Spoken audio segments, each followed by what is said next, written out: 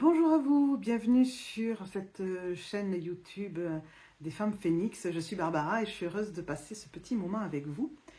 Cette vidéo, je la dédie principalement aux personnes qui sont ou qui pensent être sur ce parcours flamme jumelle. Pour moi, ça n'a pas vraiment d'importance parce que c'est le fait de penser être sur ce parcours nous fait entrer dans un chemin de guérison et de retour à soi. Et qu'on le soit ou pas, en fait, l'objectif c'est de revenir à soi et d'être bien avec soi, seul. De retrouver cet amour de soi.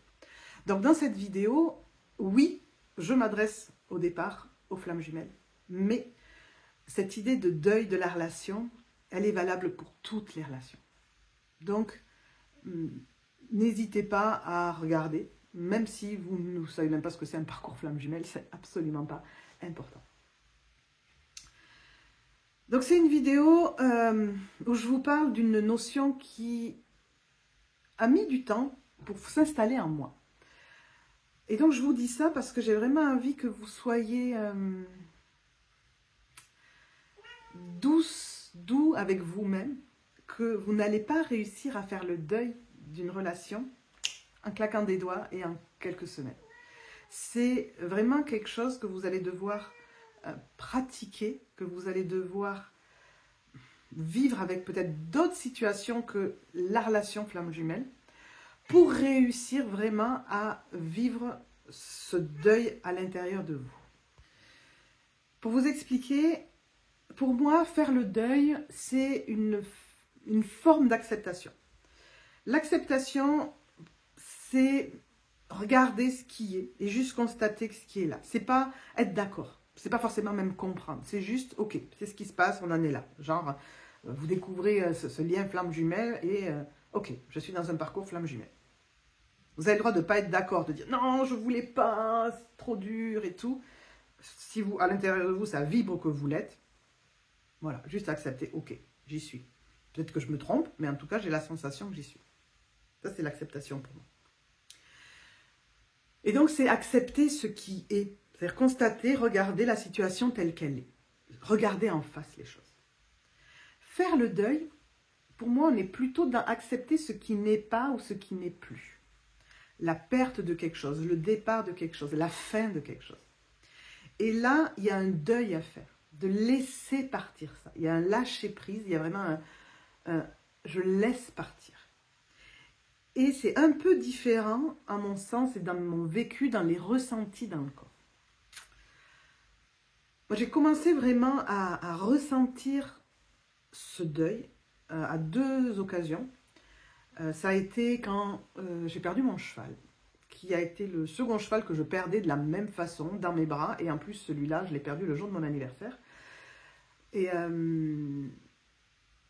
Et donc, j'ai dû faire le deuil du cheval, mais derrière ça, j'ai dû faire le deuil de tout ce que je perdais en perdant ce cheval. Et en particulier, on venait d'acheter 2 autres chevaux pour mes filles. Alors nous, on était agriculteurs, donc quand je parle d'acheter des chevaux, il n'y en avait pas des richous avec des grandes écuries. Nous, on était agriculteurs, on avait des champs et on avait des chevaux dedans. Voilà, et puis des chevaux rustiques. Voilà, c'était pas pour que je vous remette à la place où j'étais, quoi. Et donc, on avait acheté 2 autres chevaux de montagne pour mes filles, et donc on allait pouvoir se faire des balades à 3, on avait 3 chevaux, on était 3 cavalières, on allait pouvoir vivre des trucs, et le mien meurt. Le mien meurt, et puis je ne me vois pas racheter un cheval parce que les études arrivaient, etc. Enfin, il n'y avait aucune raison de me racheter un cheval, mais j'ai dû faire le deuil de toutes ces balades qu'on n'allait pas faire à 3, de tous ces trucs qu'on avait imaginés, partir en rando, faire des trucs qu'on n'allait pas faire à 3. Et vraiment, ça a été de vivre, de laisser partir tous ces rêves qui n'allaient jamais prendre vie. L'autre deuil que j'ai vécu, ça a été quand je me suis séparée de mon ex, et vraiment faire le deuil d'une relation que j'avais idéalisée, que j'espérais, que j'attendais. C'est-à-dire, j'attendais que ce partenaire de vie que j'ai eu pendant 20 ans, qui a été merveilleux, vraiment, j'ai eu une très belle relation avec lui, mais quelque part, en moi, j'attendais quelque chose de différent. Et je m'en suis rendu compte, quand on s'est séparés, je me dis, mais waouh, j'attendais autre chose. J'ai même pas vraiment profité de ce qu'il me donnait, de qui il était, parce que j'attendais autre chose. Et donc faire le deuil de cette relation, mais faire le deuil aussi de ces trucs que j'attendais et que j'ai pas eu. Aujourd'hui, je suis dans ce lien flamme jumelle. Je suis dedans. C'est vraiment, pour moi, la connexion qu'on a eue, le parcours, ce lien. Il y a quelque chose. Ouais, j'allais dire, j'avais rien demandé, et en fait, si. Si, je me souviens un jour avoir fait vraiment une demande à l'univers de vivre une expérience d'âme hors du commun. Enfin voilà, j'ai fait une demande en fait. Donc j'assume qu'effectivement, je l'ai demandé. Donc j'ai demandé, je l'ai reçu. Il faut faire attention à ce qu'on demande. Et aujourd'hui, on est en séparation. Acceptation, on est en séparation. Ok, on est en séparation, c'est pas ce que je veux, c'est pas ça que j'ai envie de vivre, on est en séparation. Donc, je suis dans cette phase de ce deuil à faire, de cette relation qui n'existe plus entre lui et moi. Et là, je vais vous expliquer un petit peu ces étapes du deuil, que vous compreniez. C'est pas parce que vous allez comprendre que vous allez forcément y arriver tout de suite, d'accord? C'est quelque chose que j'accompagne aussi les personnes à le faire à travers des consultations. Si vous sentez que vous en avez besoin, n'hésitez pas à venir vers moi, il y a mon email dans le descriptif. Voilà, c'est des choses que je peux vous aider pour passer à l'étape d'après. D'accord? On n'a pas besoin de 50 000 consultations, d'un suivi de 10 ans, des fois. Juste une ou deux consultations peuvent aider à passer ce cap. Alors, je vous explique. La première étape de ce deuil, ça va être un deuil mental. Parce que, alors, nous les chasers, avec notre énergie yang à l'intérieur de nous, on est dans le mental. On est dans l'analyse, voire dans la suranalyse, voilà, la suranalyse, avec notre ego qui est toujours en train de vouloir tout comprendre. Donc, il y a déjà un premier deuil mental à faire. Ce deuil mental, ça va être de regarder les choses et de constater que, ben oui, la relation est terminée. Que oui, ce qu'on n'aime pas dire, mais oui, moi pour mon cas, il est avec une autre. Et là, dans mon mental, qui a besoin de compréhension, c'est de lui apporter quelques réponses. Donc ce deuil mental, c'est d'aller lui apporter quelques réponses. Oui, il est avec une autre. Parce qu'il a besoin de vivre cette expérience-là. Quand je dis une expérience, c'est parce que pour moi, dans la vie, tout est expérience. Mais une expérience, ça peut durer quelques semaines, quelques mois, quelques années. Donc c'est aussi de dire à mon mental, il va vivre une expérience et je ne sais pas combien de temps il va avoir besoin de la vivre pour que lui-même puisse peut-être faire le deuil de quelque chose de son côté. C'est aussi dans mon mental dire je ne suis plus là pour lui, je ne peux plus, entre guillemets, l'aider. Parce qu'il y avait vraiment, alors nous dans notre relation, on avait énormément de conscientisation, on avait énormément, de par moi, mon travail et lui, l'éveil qu'il avait, on faisait beaucoup de prise de conscience sur nos blocages et on essayait de travailler sur nos blocages. Des fois on y arrivait, des fois on galérait. Voilà. Et puis des fois on avait l'impression qu'on avait passé un blocage et puis non. Je me souviens quand on a commencé notre relation, il s'était libéré du fantôme de son ex qui est vraiment quelque chose de très très dur pour lui. Et avant qu'on se sépare, il m'a dit ben, je ne suis pas guéri de mon ex. C'était toujours présent en lui. Il avait l'impression qu'il avait guéri ce trauma, qu'il avait guéri ça, et ce n'était pas encore le cas. Et la relation qu'il a actuellement a quelque part pour objectif de guérir ça. Soit il guérit en restant avec, soit, c'est mon chat qui fait des bêtises, soit il guérit en restant avec cette personne, et c'est peut-être ça qu'il a besoin de vivre. Soit il guérit et il pourra quitter cette personne. Et à ce moment-là, il pourra peut-être rester seul, vivre une autre histoire, ou revenir peut-être vers moi. Et là, on doit expliquer à notre mental que toutes ces options sont possibles. Et c'est ça qui est difficile pour notre mental, c'est qu'il voudrait... Il a du mal à faire le deuil parce qu'il reste accroché à ce qu'il voudrait. Donc, il a vraiment expliqué à ce mental, donc à notre ego, quelque part, que ben non, il y a plein d'options possibles et plein d'options dans lesquelles nous, on n'est pas et dans lesquelles nous, on n'a pas ce qu'on veut. Et on ne peut pas contrôler ça. Donc faire ce deuil de la relation telle qu'on aurait aimé la vivre, telle qu'on rêve de la vivre, parce que ben, c'est peut-être une option, sur tous les chemins possibles, ça peut être une option, mais pas forcément le chemin que la vie va nous faire suivre, ou pas forcément tout de suite. Donc il y a vraiment ce deuil aussi sur le temps, ce deuil sur le temps que, oui, peut-être qu'on va vivre ça, peut-être qu'on va se retrouver, peut-être qu'on va se réunir, mais on ne sait pas quand. Et ça, personne ne peut nous le dire. Parce que ce temps va dépendre de notre propre évolution et va dépendre de celle de l'autre. Donc là, je suis vraiment en train de vous parler de ce lien flamme jumelle, mais dans notre relation quelconque, il y a aussi ce deuil à faire de cette relation passée qui peut-être était super au début et puis a été de moins en moins agréable et qu'à un moment donné, c'est faire le deuil de, ben oui, ce qu'on a actuellement n'est plus à la hauteur de ce que j'ai envie de vivre. Moi, c'est ce que j'ai vécu avec mon ex. On a passé 20 ans ensemble et on s'entendait encore à la fin. Quand on a discuté, je lui ai dit, on peut rester ensemble, mais est-ce que c'est vraiment ça qu'on a envie de vivre? Est-ce qu'on a envie pour les 20 prochaines années de rester? On a essayé de relancer le truc et puis ça y était pas. Il n'y avait plus. Et là, moi, cette notion-là m'a beaucoup aidée dans le deuil que je suis en train de vivre de ma relation flamme jumelle, qui est de dire à mon ego, de toute façon, la relation telle qu'on la vivait actuellement ne me convenait plus et ne lui convenait plus, ne nous convenait plus. On n'était pas bien là-dedans. On essayait de sauver les meubles, mais on savait qu'on allait dans le mur parce que on a encore trop de choses à guérir chacun de son côté et pas ensemble. Parce que si on le fait ensemble, on va s'abîmer l'un l'autre, ou on va devenir dépendant de l'autre, ou on va perdre notre égalité dans le couple avec un qui aide, un qui sait et tout. Et souvent, justement, le chaser, s'il travaille, il découvre des choses qu'il comprend mieux que le runner, lui, ne comprend pas, puisque en plus, le runner a du mal à aller dans son mental et dans l'analyse. Et le chaser va absolument lui expliquer plein de choses, et donc ça devient déséquilibré dans la relation.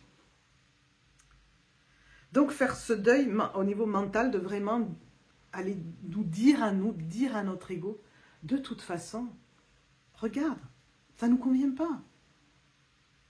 Donc accepter de perdre ça, de dire ok, je lâche ça. Et je le sens, moi, à chaque fois, mon ego, il revient. Et si, il revenait pas, et si, mais peut-être. Vous voyez, c'est juste de dire oui, c'est pas ce qu'on veut, mais peut-être. Peut-être qu'il va aller mieux et être bien dans cette relation avec cette autre personne. Et je vais faire quoi? Je vais rester accroché à ce rêve de la réunion et arrêter de vivre. C'est ça que vous allez dire à votre ego. C'est ça que je veux pour moi. C'est ça que tu veux, mon ego, pour moi. Et à un moment donné, à force de, entre guillemets, vous le répétez, ça peut être un travail qui peut être très long. Moi, mon ego est déjà... je l'ai déjà bien rééduqué, donc c'est plus rapide, je le sens à l'intérieur de moi, mais les premières fois où j'ai vraiment fait ce travail, ça a été très très long. Parce qu'il fallait que je me le répète, et mon ego, il m'entraînait vers le bas, et je revenais pour essayer de l'expliquer, il m'entraînait vers le bas. Là, il ne m'entraîne plus, il est beaucoup plus calme. Quand il revient me dire « et si ?» je lui dis « eh oui » et il fait « mais je dis « oui, c'est pas ça qu'on veut ». « Mais oui, il me dit « c'est pas ça, je sais, c'est pas ça ». Et ça s'arrête là. Il y a un petit pincement et pas plus que ça. Et quand vous arrivez à ça, il y a une autre étape d'acceptation qui est plus au niveau de votre âme. Il y a quelque chose qui... une espèce de lâcher prise où vraiment vous sentez que ok, c'est bon. L'ego, il lâche, il dit ok, j'arrête d'insister. Des fois, je reviens, mais j'arrête d'insister et il y a un apaisement au niveau de l'âme. Mais c'est pas fini. C'est pas fini parce que nous sommes incarnés dans la matière et nous vivons dans plusieurs plans, le plan physique, le plan énergétique, le plan mental et le plan émotionnel, le plan spirituel. Et donc, vous allez devoir passer ce deuil par tous les plans. Vous avez fait le mental, vous avez eu cette acceptation, on va dire, spirituelle. Vous allez vivre au niveau émotionnel aussi. Et au niveau émotionnel, moi, je vois... donc, je vous partage vraiment ce que je vis. Donc, ça peut être différent pour vous. Je le vois, moi aussi, un peu dans les gens que j'accompagne. D'abord, on va passer par une tristesse liées à ce mental et à cet ego qui vont peut-être être des pleurs un peu de rage. Et les pleurs de rage, c'est des pleurs avec des spasmes, des trucs qui sont comme pourquoi, quelque chose qui ressemble un peu à ça, qui mélange tristesse, colère, impuissance, qui est dans une énergie de... on perd son souffle, on est là-dedans, et ben c'est ok, vivez-le, ces émotions-là, laissez-les s'exprimer. C'est l'ego qui pleure, c'est le mental qui pleure, qui est en colère, vivez ces émotions, laissez-les sortir. Plus vous les retenez, moins vous pouvez lâcher prise. Et ensuite, quand vous allez vraiment sentir cette acceptation, au niveau de l'âme, au niveau spirituel, vous allez pleurer aussi. Mais là, les pleurs que vous allez avoir, ça va juste être des larmes qui vont couler. C'est l'âme qui pleure. C'est l'âme qui accepte de lâcher,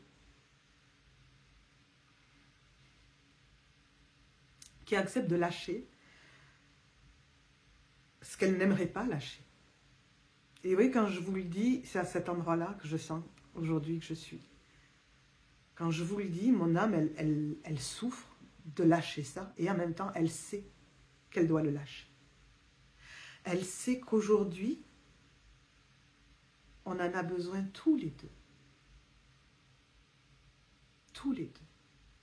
Et que c'est pour notre bien à nous. Et que ce qu'il y a après, ça va être meilleur pour nous, séparément. Peut-être se retrouver, peut-être pas, ou peut-être pas tout de suite. On n'en sait rien. Accepter ce truc de je ne sais pas quand ce sera. Y croire. Si vous êtes vraiment dans ce parcours flamme jumelle, j'ai la foi, je sens que, j'ai envie de dire, on est obligé de se retrouver. Je ne saurais pas comment l'expliquer autrement. Mais je suis en train de vraiment vivre ce deuil de quand ce sera. Et en faisant ce deuil-là, en accueillant ces émotions, ça vient se placer dans mon corps. Vous voyez le plan physique, ça vient se placer dans mon corps. Ça vient descendre à l'intérieur de moi. Là, je le sens que ça traverse ma gorge. Et que ça vient descendre. C'est comme si ça descendait dans tous mes chakras.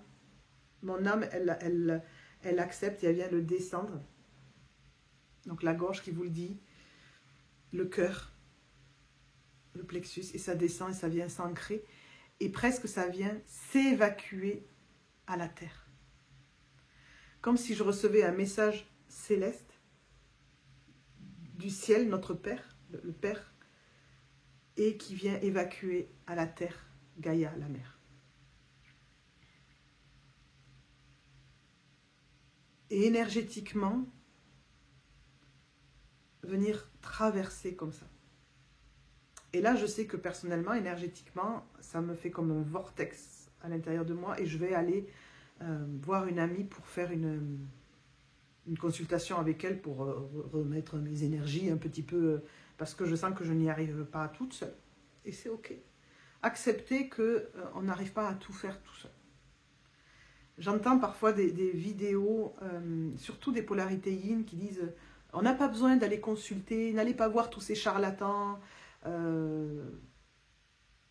Ben oui, mais parce que les polarités yin ont une capacité d'introspection détachée du mental qui va vraiment faire... Ils ont une connexion que nous, les yang chasers, on a plus de mal à avoir. Et qu'on a besoin de davantage d'apprentissage. On est plus long à la comprenette parce qu'on a l'ego, le mental qui nous enquiquine au milieu et qu'on a besoin de comprendre presque comment faire.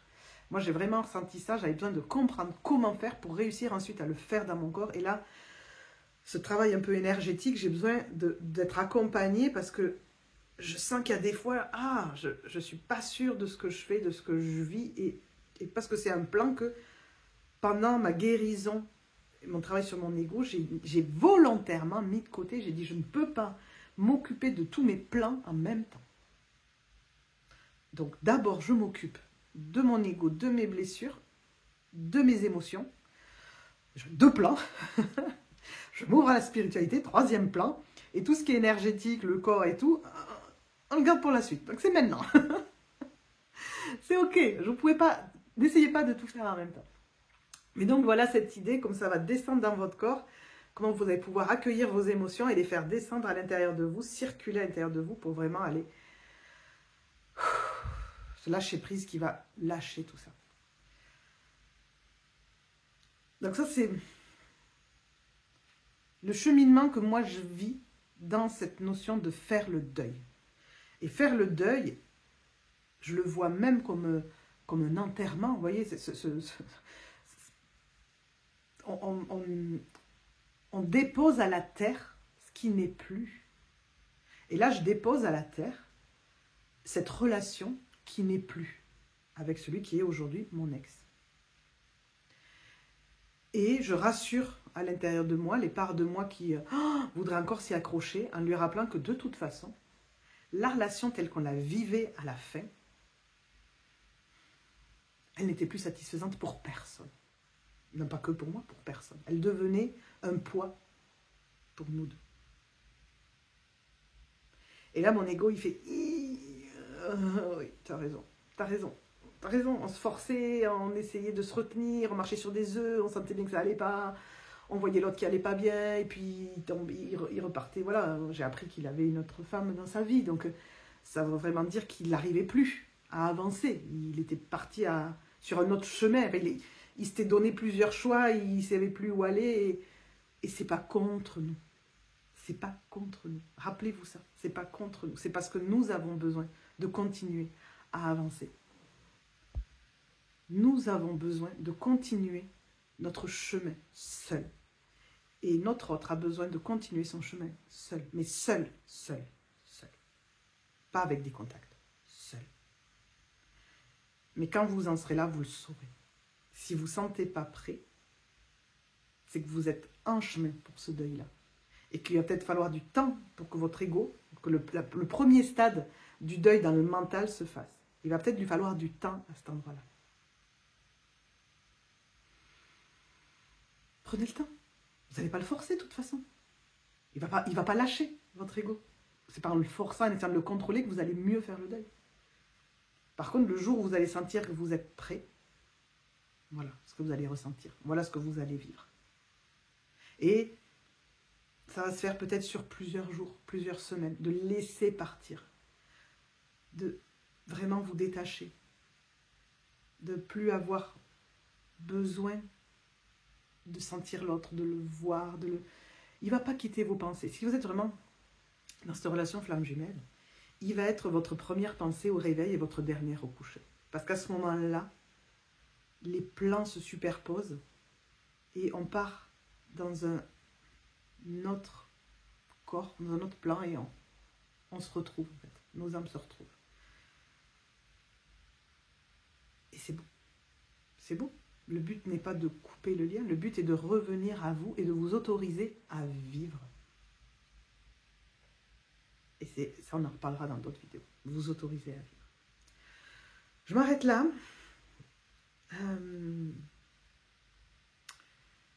C'est vraiment une étape pas évidente. Et pour arriver à cette étape-là, pour arriver à cette séparation où vraiment vous arrivez à lâcher, qui pour moi est la dernière séparation, c'est-à-dire qu'il n'y a plus d'aller-retour.